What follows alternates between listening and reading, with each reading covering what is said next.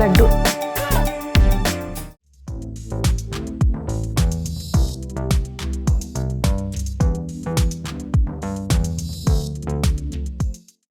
పెద్దలందరికీ నమస్తే, పిల్లలందరికీ హాయ్. ఎలా ఉన్నారండి? అందరూ బాగున్నారా? మేము చాలా బాగున్నాం. మీరు కూడా చాలా చాలా బాగున్నారని ఆశిస్తున్నాను. ఈరోజు వీడియో ఏంటంటే ఆల్రెడీ టైటిల్లో చూసారు కదండి. ఇదిగోండి చక్కగా కమ్మటి కోవా కజ్జికాయలు. మరి మీరేమంటారో నాకు కామెంట్ చేయండి. కోవా లడ్డు, కోవా లడ్డు అంటే అది మళ్ళీ వేరేలాగా అవుతుంది. కోవా కజ్జికాయ అంటారు నాకు గుర్తున్న మట్టుకి.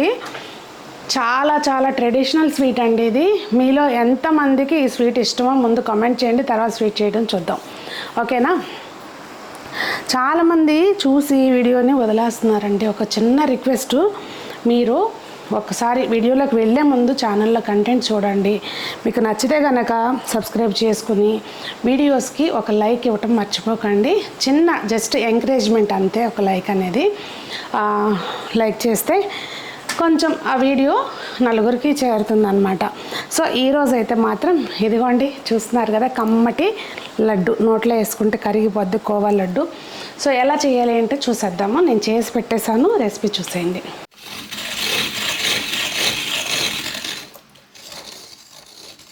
ఇదిగోండి ముందైతే మనం కొబ్బరి తురుముకోవాలి. ఇక్కడ నేను 2 కొబ్బరి చిప్పలు తీసుకుంటున్నానండి. ఒకవేళ మాకు తురుముకునే ఓపిక లేదు అంటే కనుక మిక్సీలో అయినా వేసుకోవచ్చు, అది మీ ఇష్టం. ఇక్కడ నేను 2 కొబ్బరి చిప్పలు తీసుకున్నాను. ఇదిగోండి ఇవి మంచిగా ఇట్లా తురిమేసుకున్నాను. తురుముకున్న తర్వాత బెల్లం కూడా తరిగి పెట్టేసుకున్నాను అనమాట. అదే బోర్డు మీద పెట్టుకుంటే ఇక్కడ నాకు కొలత చూసుకుంటే 2 బౌల్స్ కొబ్బరి వచ్చిందండి. 1.5 బెల్లం వేస్తున్నాను దీనికి నేను. వేసేసి కలిపి మనం గ్యాస్ మీద పెట్టేసుకోవాలన్నమాట. సిమ్లో పెట్టి కొంచెం మందంగా ఉన్న గిన్నె ఏదైనా పెట్టుకోవాలండి, మూకుడు కానీ ఏదైనా మనం మందంగా ఉన్న పాత్ర పెట్టుకోవాలి. సో ఇది గ్యాస్ మీద పెట్టేశాను కదండి, చక్కగా కలిపేసి బెల్లం కరుగుతూ ఉంటుంది.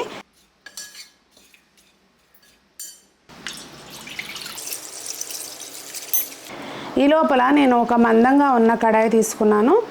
దీనిలోకి 1 లీటర్ పాలండి. ఇది ఫుల్ క్రీమ్ మిల్క్ అనమాట, అంటే వెన్న తీసిన పాలు కాదు, ఇవి నార్మల్ గీర పాలు అనమాట. పాలు అనేవి మనం ఫుల్ క్రీమ్ తీసుకోవాలండి. తీసుకుని చక్కగా కొంచెం పెద్ద పాత్రలో పోసుకుంటే పద్దాకా పొంగిపోతాయి అనే టెన్షన్ ఉండదు. ఇలా బెజ్జాలు కట్టి పెట్టేసామనుకోండి, కొంచెం సైడ్కి పొంగకుండా చక్కగా అందులోనే మరుగుతూ ఉంటాయి. మనం అప్పుడప్పుడు ఈ సైడ్స్ది చక్కగా చూసుకుని తీసుకుని దానిలోకి వేసేసుకోవాలన్నమాట. పెట్టుకోవాలంటే ఫస్ట్ ఫ్లేమ్ హైలో పెట్టుకున్న ఇబ్బంది ఏమి ఉండదు. మనం కొంచెం దగ్గరుండి మధ్యలో కలుపుకుంటూ ఉండాలంతే. ఎప్పటికప్పుడు ఈ అంచులకి ఏదన్నా మేగడలాగా వచ్చినా కూడా అది మనం ఎప్పటికప్పుడు తీసేసుకుంటూ ఉండాలి, లేకపోతే అది మాడిపోతుంది అనమాట. అది ఇందులోకి వేసుకోవాలన్నమాట. చూస్తున్నారు కదండి, ఇక్కడ మనకి కొబ్బరి అయితే మాత్రం దగ్గరికి వచ్చేసింది. ఇలా మనము దగ్గరికి వచ్చిన తర్వాత గ్యాస్ ఆపేసుకోవాలి. మరీ డ్రై అయ్యేదాకా ఉంచకూడదండి. కొబ్బరి కొంచెం మనకి చూసుకుని ట్రాన్స్పరెంట్గా మారిపోద్ది అనమాట. అలా మారంగానే కట్టేసుకోవాలన్నమాట. సో గ్యాస్ ఆఫ్ చేసేసానండి. ఇప్పుడు మనకి ఇమీడియట్గా ఏం అవసరం లేదు కనుక నేను అదే పాత్రలో ఉంచేసాను. లేదు అంటే కనుక వేరే పాత్రలోకి మార్చుకోవాలి. మనకి పాలు మరగడానికి టైం పడుతుందండి. సో మనకి టైం వేస్ట్ అవ్వకుండా ఫ్రిడ్జ్లో కొబ్బరి చిప్పలు ఉన్నాయన్నమాట. మనం కొబ్బరి వాడుకున్న తర్వాత అంటే ఒక 2-3 రోజులు ఇలా ఫ్రిడ్జ్లో పెట్టేస్తే అట్లా చిప్ప ఊడొస్తుంది. కొంచెం దేనితోటన్నా కొట్టంగానే ఇలా ఊడొచ్చేస్తుంది అనమాట. ఇవి మనము తురుముకునైనా డీప్ ఫ్రిడ్జ్లో పెట్టుకోవచ్చు, లేదు అంటే ఇట్లా చిన్న ముక్కలు కోసుకుని పెట్టుకుంటే మనకి దేనికి అవసరమైనా వాడుకోవడానికి బాగుంటుందండి. ఒకసారి ఎక్స్ట్రా ఉన్నప్పుడు వేస్ట్ అయిపోతాయి కదా, సో పాడవకుండా ఇలా చేసుకోవచ్చు అనమాట. సో వీటిని ముక్కలు కట్ చేసేస్తున్నాను. ప్యారలల్గా ఏదో పని చేసుకుంటూ ఉండాలండి, లేకపోతే మన టైం వేస్ట్ అయిపోతుంది కదా. ఇక్కడ వరకు ఉన్న పాలు మొత్తం ఎగిరిపోయినాయి, అంటే దాదాపుగా లీటర్ పోసాం కదా. ఇప్పుడు ఒక 300 నుంచి 350 ml వరకు ఉంటాయి అన్నమాట. అన్నీ మరిగిపోయినాయి. చిక్కగా మనకి కన్సిస్టెన్సీ వచ్చే వరకు కాస్త ఓపిక్గా తిప్పుకుంటూ ఉండాలి. ఇక్కడ పంచదార ఏంటంటే మనం తినే స్వీట్ని బట్టి 100 నుంచి 150 గ్రాముల వరకు. వంటల్లో అయితే ఒక 250 గ్రాములు, 1/2 kg వేసేస్తారు. ఇదిగోండి చూస్తున్నారు కదా, మనం పంచదార వేసిన తర్వాత కలుపుకుంటూ ఉండాలి. కొంచెం మళ్ళీ మనకి లిక్విడ్ లాగా వస్తుంది.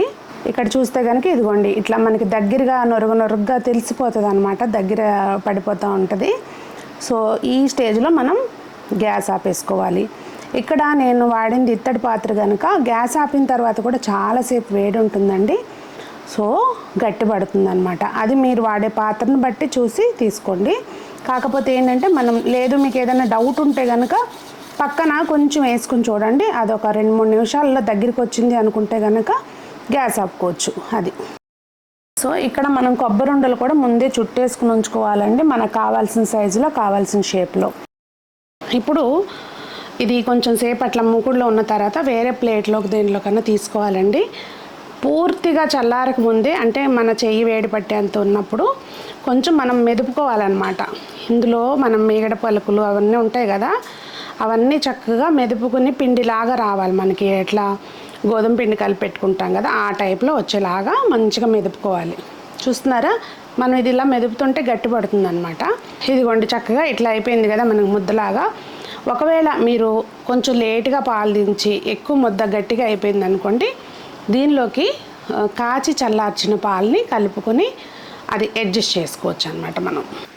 ఈ కరెక్ట్గా 12 అయినాయండి నాకు. ఉండలు చేసి పెట్టేసుకున్నాను. షేపు ఇలా అయినా చేసుకోవచ్చు, రౌండ్గా అయినా చేసుకోవచ్చు, మన ఇష్టం అనమాట. ఇప్పుడు చేతికి కొద్దిగా నెయ్యి రాసుకుని చేతికి అంటకుండా కొంచెం తీసుకుని మనం ఇట్లా వెడల్పుగా చేసుకున్న తర్వాత ఆ ఉండకి చుట్టూతా మనం ఈ కోవా వచ్చేటట్టుగా స్ప్రెడ్ చేసుకోవాలండి, అంతే. ఇప్పుడు నేను చూపిస్తున్నాను కదా, ఈ మాదిరిగా చక్కగా మొత్తం అన్నిటినీ కూడా మనము ఆ లడ్డూకి పైన ఇది ఒక లేయర్ లాగా చేసుకోవాలన్నమాట. ఒకవేళ మీకు ఈ చేసుకున్న కోవా కనుక మిగిలితే దాన్ని మనం చక్కగా యాజ్ ఇట్ ఈస్గా తినేయచ్చు. లేదు కొబ్బరి లౌజ్ మిగిలినా కూడా టెన్షన్ పడాల్సింది లేదు, ఓకేనా. సో అందుకని దీనికి నాకు వాస్తవంగా కొలతలు తెలియదండి, చేసే ప్రాసెస్ తెలుసు. కానీ ఇంత కొబ్బరి తీసుకుంటే దానికి ఇంత క్వాంటిటీ కోవా ఉండాలి అనేది కొలతలు తెలియదు అనమాట, చేస్తుంటాను కానీ. సో అందుకని చెప్తున్నా, ఏది మిగిలినా మనకి ఇబ్బంది లేదు కనుక నేనైతే లీటర్ పాలతో చేశాను, 12 వచ్చినాయి నాకు. ఇదిగోండి చూసారా, నాకైతే రౌండ్వి 7, ఇవి 5 వచ్చినాయి. ఒకటి ఆల్రెడీ తినేసారు, అయిపోయింది. సో మొత్తం 12 వచ్చినాయండి. సో నేను లీటర్ పాలు తీసుకున్నాను, 2 కొబ్బరి చిప్పలు తీసుకున్నాను కదా, దానికి అనుగుణంగా నాకు ఇవి వచ్చినాయి అనమాట. అది మనం తీసుకునే లడ్డు సైజుని బట్టి అనమాట. ఒకసారి చూద్దాం, కట్ చేసి చూపిస్తా చూడండి ఎంత చక్కగా ఉంటుందో.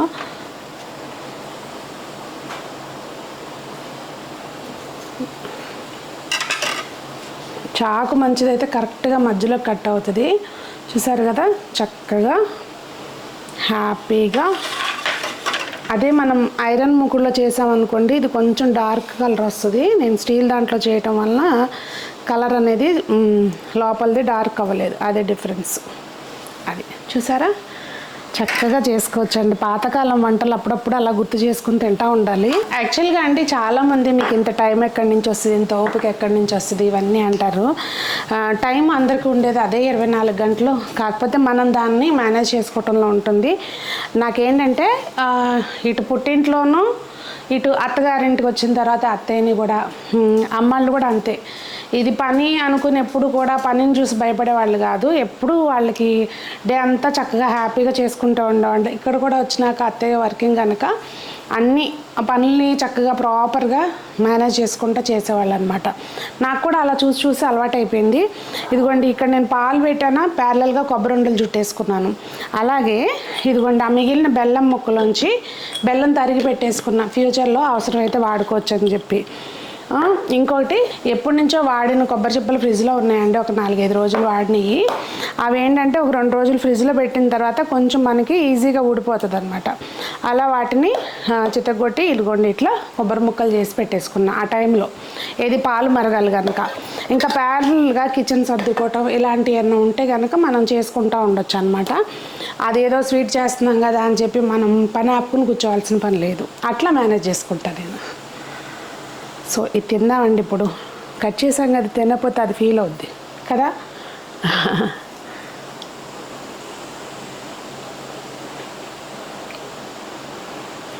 యాక్చువల్గా అండి ఆ కోవాలోని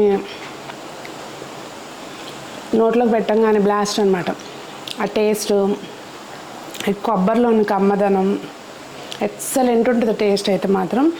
కాకపోతే స్వీట్ షాప్స్లో వాళ్ళు ఏంటంటే దీన్ని పంచదార పొడితోటి కూడా ఒకటి చేస్తారండి.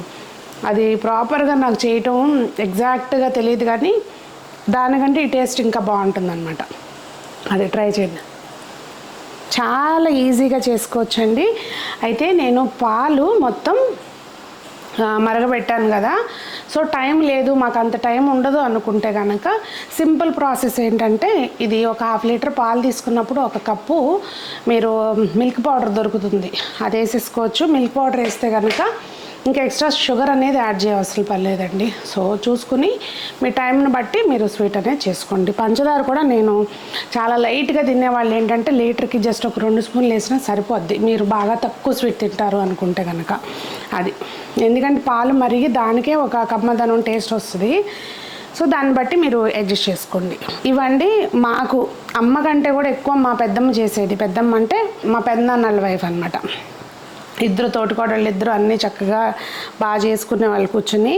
పెద్దమ్మ ఎక్కువ ఇలాంటి కాస్త టైం టేకింగ్ పనులన్నీ మా పెద్దమ్మ చేసేదన్నమాట. కూర్చుని బొగ్గులపై మీద బొగ్గులపై దగ్గర కూర్చుని చక్కగా చిన్న గుండు తెప్పాలలో పాలు పెట్టి తిప్పుతూ ఉండేది. లాస్ట్లో యాక్చువల్గా ఇవి పప్పు గుత్తి ఉంటుంది కదండి, దాంతో తిప్పుతారనమాట.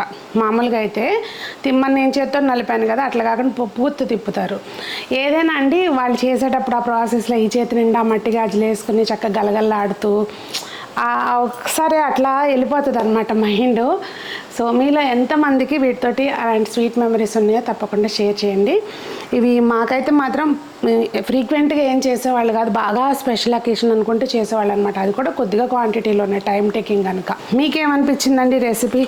దీంతో మీకున్న మెమరీస్ ఏమైనా షేర్ చేసుకోండి. అందరూ బాగుండాలి, అందులో మనం ఉండాలి అని కోరుకుంటూ మీ సునీత.